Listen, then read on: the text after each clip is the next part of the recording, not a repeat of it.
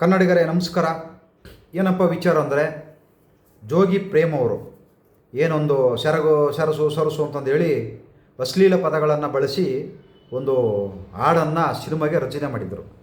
ಈಗ ಅದು ವಿವಾದಕ್ಕೀಡಾಗಿ ಅವರು ಕ್ಷಮೆಯನ್ನು ಕೂಡ ಕೇಳಿದ್ದಾರೆ. ಆದರೆ ಅವರು ಕ್ಷಮೆ ಕೇಳೋಕ್ಕೆ ಉದಾಹರಣೆ ಕೊಟ್ಟಿರೋದೇನಪ್ಪ ಅಂದರೆ, ಬಾಟ್ಲು ಓಪನ್ ಮಾಡೋದು, ಬಾಟ್ಲು ನನಗೆ ಕಣ್ಮುಂದೆ ಬಂತು, ಆ ಬಾಟ್ಲು ನೋಡ್ಕೊಂಡು ನಾನು ಹಾಡು ಬರೆದಿದ್ದೀನಿ ಅಂತ ಹೇಳ್ತಾರೆ. ಅಲ್ಲ ರೀ ಪ್ರೇಮ್ ಅವರೇ, ಆ ಬಾಟ್ಲು ನೋಡ್ಕೊಂಡು ಆ ರೀತಿ ಹಾಡು ಬರೀತಾರೆ ಯಾರಾದ್ರೂ? ಅಂಥ ಸಾಹಿತ್ಯ ಬರೀತಾರೇನ್ರಿ? ಎಂತೆಂಥ ಅದ್ಭುತವಾದ ಹಾಡುಗಳನ್ನು ಬರೆದಿದ್ದೀರಾ ನೀವು. ಬರೆದ್ರವಿನ್ನ ಕೇಳ್ತೀವಿ. ಜೋಗಿ ಸಿನಿಮಾದವು, ಕರಿಯ ಸಿನಿಮಾದವು, ಎಕ್ಸ್ಕ್ಯೂಸ್ ಮೀ ಸಿನಿಮಾದವು, ಅದ್ಯಾವುದೋ ಇನ್ನೊಂದು ಈ ಭೂಮಿ ಮೇಲೆ ಪ್ರೀತಿ ಯಾಕ ಭೂಮಿ ಮೇಲಿದೆ, ಇದು ಎಂತೆಂಥ ಅದ್ಭುತ ಸಾಹಿತ್ಯಗಳನ್ನು ಬರೆದಿದ್ದೀರಾ ಕೇಳಿದ್ದೀವಿ. ಇಷ್ಟೆಲ್ಲ ಬರೆದವರು ಯಾಕೆ ಈ ರೀತಿ ಬಾಟ್ಲು ನೋಡ್ಕೊಂಡು ಆ ಬಾಟ್ಲು ಕುಡಿಬೇಕಾದ್ರೆ ಯಾರಾದರೂ ಸೀರೆ ಸೆರಗು ಸರಿಸಿ ಅಂತ ಹೇಳ್ಬಿಟ್ಟು ಕುಡಿತಾರಾ? ಉಪ್ಪಿನಕಾಯಿ ಎಲ್ಲಿ ಉಪ್ಪಿನಕಾಯಿ ಯಾರು ತಿಂತಾರೆ? ಉಪ್ಪಿನಕಾಯಿ ಯಾರೋ ಒಬ್ಬರು ಏನೂ ಇಲ್ಲ ಅಂದಾಗ ಮಾತ್ರ ಆ ಉಪ್ಪಿನಕಾಯಿ ಉಪಯೋಗಿಸ್ಕೊಂತಾರೆ. ನೀವು ಆ ಉಪ್ಪಿನಕಾಯಿ ಉದಾಹರಣೆ ಕೊಡ್ತಾ ಇದ್ದೀರಿ. ಬಾಟ್ಲು ನೆನಪಂತು, ಬಾಟ್ಲು ಉಪ್ಪಿನಕಾಯಿ ಅಂತಂದೇಳಿ ಈ ರೀತಿ ಬರೋದು ಇದು ಅವಶ್ಯಕತೆ ಇರಲಿಲ್ಲ. ಏನೋ ಇವಾಗ ಹೇಳ್ಕೊಂಡ್ರಿ, ಕ್ಷಮೆನೇ ಕೇಳಿದ್ರು ಮುಗಿದೋಯ್ತು. ಇದ್ರ ಬಗ್ಗೆ ತುಂಬ ಜನ ಮಾತಾಡ್ತಾನೂ ಇದ್ದಾರೆ ಇನ್ನು. ಆದರೆ ನಾನು ಇವ್ರಿಗೆಲ್ಲ ಏನಪ್ಪ ವಿಚಾರ ಅಂದರೆ, ಇವತ್ತಿಲ್ಲಿ ಕೆಲವು ಸೋಷಿಯಲ್ ಮೀಡಿಯಾದಲ್ಲೂ ಕೂಡ, ಯೂಟ್ಯೂಬ್ ಚಾನಲಲ್ಲೂ ಕೂಡ, ಆಮೇಲೆ ಇವರೇನು ಅವಾರ್ಡ್ಗಳು ಕೊಟ್ಕೊತಾರಲ್ಲ ಸಿನಿಮಾ ಅವಾರ್ಡ್ಗಳೆಲ್ಲ ಕೊಡ್ತಾರಲ್ಲ, ಅದೇದು ಕಾರ್ಯಕ್ರಮಗಳು ಮಾಡ್ತಾರೆ. ಈ ಟಿ ವಿಗಳು ಬಂದಮೇಲೆ ಇತ್ತೀಚಿನ ದಿನಗಳಲ್ಲಿ ಜಾಸ್ತಿ ವರ್ಷಕ್ಕೂ ಎಳ್ಳೆಳು ಕಾರ್ಯಕ್ರಮಗಳನ್ನು ಈ ಟಿ ವಿಲಿ ಹಬ್ಬಕ್ಕೂ ಒಂದೊಂದು ಕಾರ್ಯಕ್ರಮಗಳು ಮಾಡ್ತಾರೆ. ಅಲ್ಲಿ ಹೆಣ್ಮಕ್ಳು ಯಾವ ರೀತಿ ಬಟ್ಟೆ ಹಾಕ್ಕೊಂಬರ್ತಾರೆ. ಇವತ್ತು ನೀವೆಲ್ಲ ಒಂದು ಹಾಡು ಬರೆದಿದ್ದಕ್ಕೆ, ಅಶ್ಲೀಲ ಹಾಡು ಬರೆದಿದ್ದಕ್ಕೆ ಇಷ್ಟೆಲ್ಲ ಮಾತಾಡಿದ್ದೀರಾ, ಅದನ್ನು ವಿರೋಧ ಮಾಡೋಣ, ಅದು ತಪ್ಪೇ ಅವ್ರು ಬರೆದಿರೋದು. ಆದರೆ ಅದೇ ರೀತಿ ಇವತ್ತು ನಮ್ಮ ಕರ್ನಾಟಕದಲ್ಲಿ ಈ ಟಿ ವಿಗಳು ಬಂದ್ಬಿಟ್ಟು ಕಾಂಪಿಟೇಷನ್ ಮೇಲೆ ಕಾರ್ಯಕ್ರಮಗಳನ್ನು ಮಾಡ್ತಾರೆ. ಅದು ಎಂಥದ ಸುವರ್ಣ ಸಂಭ್ರಮ, ಆ ಸಂಭ್ರಮ, ಈ ಸಂಭ್ರಮ, ಆ ಅವಾರ್ಡು ಈ ಅವಾರ್ಡು ಕೊಟ್ಕೊತ ಬರ್ತಾರೆ.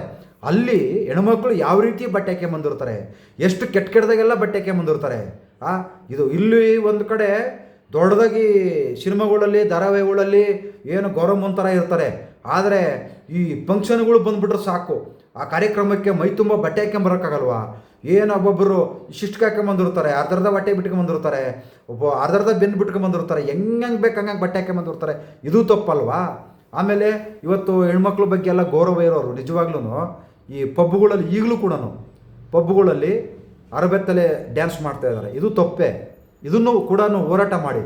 ಇವತ್ತು ಅವ್ರು ಕ್ಷಮೆ ಕೇಳಿದರು, ಒಂದೇ ದಿವಸಕ್ಕೇ ಕ್ಷಮೆ ಕೇಳಿಬಿಟ್ರು ಅವರು, ಗೊತ್ತಾಯ್ತಾ? ಅದು ಒಂದು ದೊಡ್ಡ ಗುಣ ಅವ್ರದ್ದು, ಕ್ಷಮೆ ಕೇಳಿರೋದು. ತಪ್ಪು ಮಾಡಿದರೆ ಕ್ಷಮೆ ಕೇಳಬೇಕು, ಕೇಳಿದ್ದಾರೆ. ಆದರೆ ಇವತ್ತು ಕೆಲವು ಅಯೋಗ್ಯರು ಯೂಟ್ಯೂಬಲ್ಲಿ ಮತ್ತು ಫೇಸ್ಬುಕ್ಕಲ್ಲಿ, ಸಾಮಾಜಿಕ ಜಾಲತಾಣದಲ್ಲಿ ಎಲ್ಲ ಕೆಟ್ಟದಾಗೆಲ್ಲ ವೀಡಿಯೋ ಮಾಡ್ತಾಯಿದ್ದಾರೆ. ವಿಚಿತ್ರವಾಗಿ ಬಟ್ಟೆ ಹಾಕೊಳ್ಳೋದು, ಎಲ್ಲ ಹೆಂಗೆ ಬೇಕಂಗೆ ಡ್ಯಾನ್ಸ್ ಮಾಡೋದು, ಹೆಂಗೆ ಬೇಕಂಗೆ ತೋರಿಸ್ಕೊಳ್ಳೋದು, ಇದು ತಪ್ಪೇ ಅಲ್ವಾ? ಇದಕ್ಕೂ ಕೂಡ ಮಕ್ಕಳಿಗಿರಿ ಎಲ್ಲರೂ. ಬರೀ ಪ್ರೇಮ್ ಅವರು ಒಬ್ರಿಗೆಲ್ಲ ಇವತ್ತು ಕಾಮೆಂಟ್ಗೋಸ್ಕರ, ಲೈಕಿಗೋಸ್ಕರ ಇವತ್ತು ಅದೇನೋ ಕೋಟಿಗಟ್ಟಲೆ ಬರೋಲ್ಲ ದುಡ್ಡು, ಗೊತ್ತಾಯ್ತಾ? ಅವಾಗೇನೋ ಮುಂಚೆನೋ ಬರೋದಂತೆ, ಇವಾಗಂತೂ ಬರೋದೇ ಇಲ್ಲದ ದುಡ್ಡು, ಆ ಮಟ್ಟಕ್ಕಾಗಿದೆ. ದಯವಿಟ್ಟು ಈ ಸಾಮಾಜಿಕ ಜಾಲತಾಣದಲ್ಲಿ ಕೆಲವರು ಯೂಟ್ಯೂಬಲ್ಲಿ ಜಾಸ್ತಿ ಓಡೋದಕ್ಕೆ, ಜಾಸ್ತಿ ಜನ ನೋಡೋದಕ್ಕೆ ಕೆಟ್ಟದಾಗೆಲ್ಲ ವಿಡಿಯೋಗಳು ಮಾಡ್ತಾಯಿದ್ದಾರೆ. ಅಶ್ಲೀಲ ಪದಗಳನ್ನು ಬೆಳೆಸಿ ವಿಡಿಯೋ ಮಾಡ್ತಾಯಿದ್ದಾರೆ, ಅಶ್ಲೀಲ ಪದಗಳನ್ನು ಹೇಳ್ಕೊಂಡು ವಿಡಿಯೋ ಮಾಡ್ತಾಯಿದ್ದಾರೆ. ಇದು ಕೂಡ ನಿಲ್ಲಬೇಕು. ಬರೇ ಪ್ರೇಮ್ ಅವರು ಹಾಡು ಒಂದಲ್ಲ ನಿಂತಿದ್ದು, ಇವತ್ತು ಬೇಕಾದಷ್ಟಿದ್ದಾವೆ. ಅವು ಕೂಡ ಇದ್ರ ಜೊತೆಗೆ ನಿಜವಾಗ್ಲೂ ಹೆಣ್ಣು ಮಕ್ಕಳಿಗೆ ಗೌರವ ಅನ್ನೋದಿದ್ದರೆ ಪಬ್ಬಲ್ಲಿ ಅರಬೆತ್ತಲೆ ಡ್ಯಾನ್ಸ್ ಮಾಡ್ತಾರಲ್ವ, ಇವ್ರು ಹಾಡು ಬರುತ್ತೆ, ಒಂದಿನ ಕೇಳ್ತಾರೆ, ಹೋಯ್ತಾರೆ. ಇವತ್ತಿನ ಹಾಡುಗಳು ಯಾವ ವರ್ಷನಗಟ್ಟೆ ನಡೆಯಲ್ಲ, ಒಂದು ವಾರ, ಒಂದು 2 ದಿನ ಅಷ್ಟೇ. ಇನ್ನು ನಾವು ಹಳೆ ಹಾಡುಗಳು ಕೇಳ್ತಾ ಇದ್ದೀವಿ. ಈ ಸಿನಿಮಾದ ಹಾಡುಗಳು ಕೇಳೋದೆಲ್ಲ ನಾವು ಹಳೆ ಹಿಂದಿನ ಕಾಲದಲ್ಲಿ, ಅವಾಗಿನ ಕಾಲದಲ್ಲಿ ಹಾಡುಗಳು ಇದ್ದಾವಲ್ಲ, 30 ವರ್ಷದ ಹಿಂದಿನ, 40 ವರ್ಷದ ಹಿಂದಿನವು, ಅವನ್ನ ನಾವು ಕೇಳ್ತಾ ಇದ್ದೀವಿ. ಹಾಡುಗಳು ಅವೆಲ್ಲ ಇಟ್ಕೊಂಡಿದ್ದೀವಿ, ಪೆನ್ಡ್ರೈವ್ ಮಾಡ್ಕೊಂಡು ಕೇಳ್ಕೊತಾ ಇದ್ದೀವಿ ನಾವು. ಇವಾಗ ನಾವು ಯಾವ ಹಾಡುಗಳು ಕೇಳೋಂಥವು ಬರೋದೇ ಇಲ್ಲ. ಬರೀ ಡಿಂಗ್ ಟಾಕ್ ಇಂಥ ಯಾರು ಕೇಳ್ಕೊಂಡು ಕೂತ್ಕೊತಾರೆ. ಅದರಿಂದ ದಯವಿಟ್ಟು ಒಳ್ಳೆ ಹಾಡುಗಳನ್ನು ಬರೀರಿ, ಒಳ್ಳೆ ಸಾಹಿತ್ಯ ಬರೀರಿ. ಜನ ಕೇಳ್ತಾರೆ, ಜನ ಚೆನ್ನಾಗಿದೆ ಅಂತ ಹೇಳ್ತಾರೆ. ಆದರೆ ಈ ಥರ ಕಿತ್ತೋಗಿರೋ ಹಾಡುಗಳೆಲ್ಲ ಬರೆಯೋಕ್ಕೆ ಹೋಗ್ಬೇಡಿ, ಈ ಥರ ಅಶ್ಲೀಲ ಪದಗಳನ್ನು ಬಳಸೋಕ್ಕೆ ಹೋಗ್ಬೇಡಿ.